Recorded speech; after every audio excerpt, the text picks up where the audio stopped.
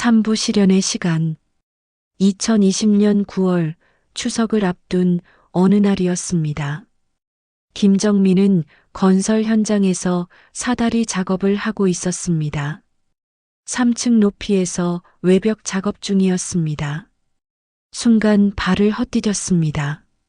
아, 정민의 몸이 공중으로 떨어졌습니다. 다행히 1층 높이에서 안전망에 걸려 멈췄지만 왼쪽 다리와 허리에 심한 타박상을 입었습니다. 정민 씨, 괜찮습니까? 동료들이 달려왔습니다. 정민은 일어서려고 했지만 다리에 힘이 들어가지 않았습니다. 응급실로 실려간 정민. 의사의 진단은 심각했습니다. 왼쪽 다리 골절과 허리 디스크입니다. 최소 3개월은 안정을 취해야 합니다. 정민의 얼굴이 하얗게 변했습니다. 3개월간 일을 할 수 없다는 것은 가족의 생계가 막막해진다는 뜻이었습니다. 선생님, 정말 3개월이나 걸립니까? 무리하시면 더 오래 걸릴 수도 있습니다. 지금은 치료에 집중하셔야 합니다. 병원에서 연락을 받은 순이가 급히 달려왔습니다. 남편의 모습을 본 순이의 눈에 눈물이 고였습니다. 여보, 괜찮아요? 미안해. 조심했어야 하는데. 정민의 목소리는 힘이 없었습니다. 자책감과 앞으로의 걱정이 밀려왔습니다. 집으로 돌아온 정민은 침대에서 꼼짝할 수 없었습니다. 가족의 생계를 책임져야 한다는 부담감이 더욱 커졌습니다. 하루 8만 원이던 수입이 완전히 끊겼습니다. 순이는 난일을 늘려야 했습니다. 중국 음식점에서 하루 4시간 일하던 것을 8시간으로 늘렸습니다. 동시에 야간 대학 준비도 계속해야 했습니다. 아줌마, 요즘 일이 많아서 힘들지? 음식점 사장이 물었습니다. 괜찮습니다. 더 일할 수 있어요. 순이는 지친 기색을 숨기며 답했습니다. 하지만 몸은 한계에 다다르고 있었습니다. 민수는 편의점 아르바이트 시간을 늘렸습니다. 하루 4시간에서 8시간으로 늘어났습니다. 검정고시 공부할 시간이 부족해졌습니다. 형 공부는 언제 해? 편의점에서 알게 된 친구가 물었습니다. 밤에 조금씩 해야지. 민수의 목소리에는 피로가 묻어났습니다. 꿈이었던 대학 진학이 점점 멀어지는 느낌이었습니다. 지혜는 학교에서 더욱 위축되었습니다. 가정 형편이 어려워지자 교복도 제대로 맞춰 입지 못했습니다. 점심도 자주 거르게 되었습니다.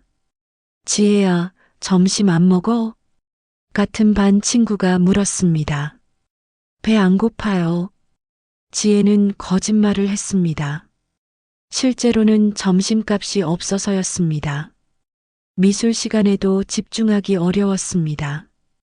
가족 걱정 때문에 그림에 마음이 가지 않았습니다. 10월이 되자 상황은 더욱 악화되었습니다. 정민의 병원비와 생활비로 하나원에서 받은 정착 지원금이 바닥났습니다. 월세를 내기도 어려운 상황이 되었습니다. 집주인 아저씨가 월세 얘기를 또 하셨어요. 순이가 걱정스러운 표정으로 말했습니다. 조금만 더 기다려달라고 해봐. 정민은 무력감을 느꼈습니다. 침대에 누워 있으면서 할 수 있는 것이 아무것도 없었습니다. 어느 날 밤 가족 회의를 했습니다. 모두의 표정이 어두웠습니다.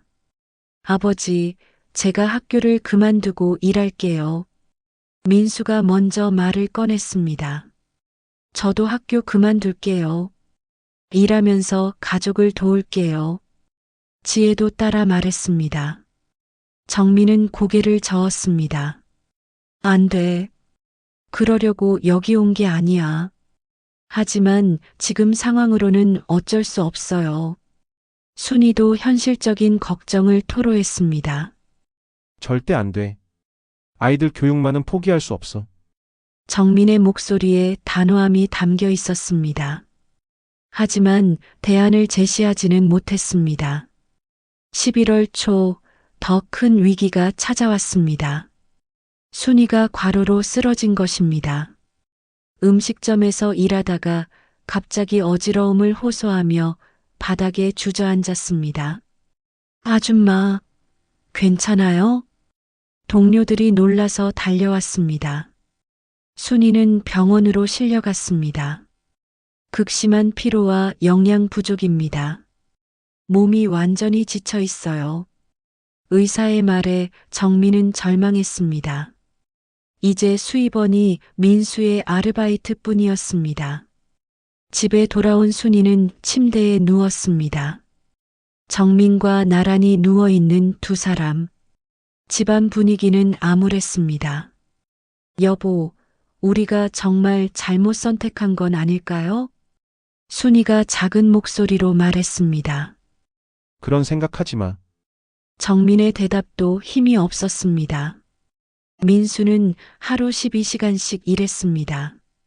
검정고시는 포기 상태였습니다. 지혜는 학교에서도 집중하지 못했습니다. 가족이 무너져가는 모습을 지켜보는 것이 견디기 어려웠습니다. 엄마, 우리 다시 북한으로 돌아갈 수는 없을까요?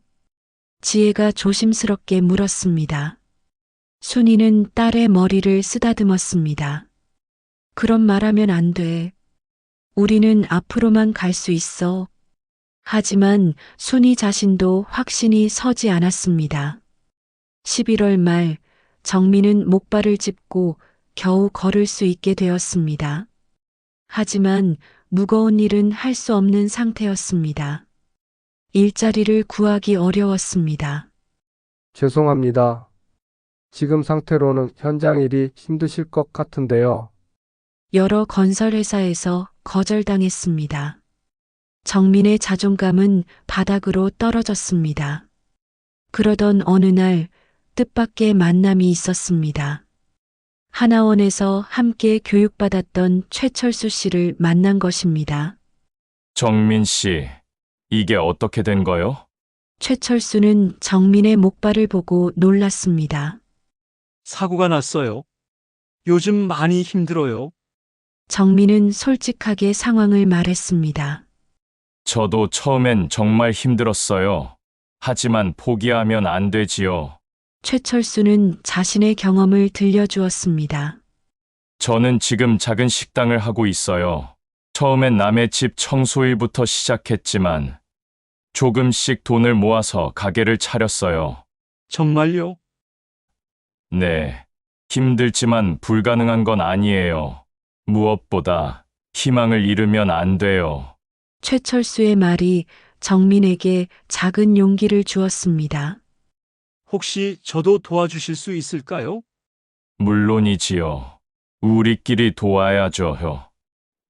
집에 돌아온 정민은 가족들에게 최철수의 이야기를 들려주었습니다. 정말 희망이 있을까요? 순이가 조심스럽게 물었습니다.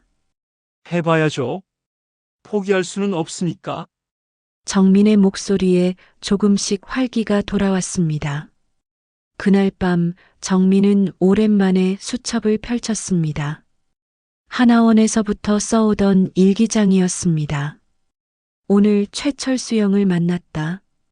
우리도 할 수 있다는 희망을 얻었다. 포기하지 않겠다. 짧은 글이었지만 그 안에는 새로운 결심이 담겨 있었습니다.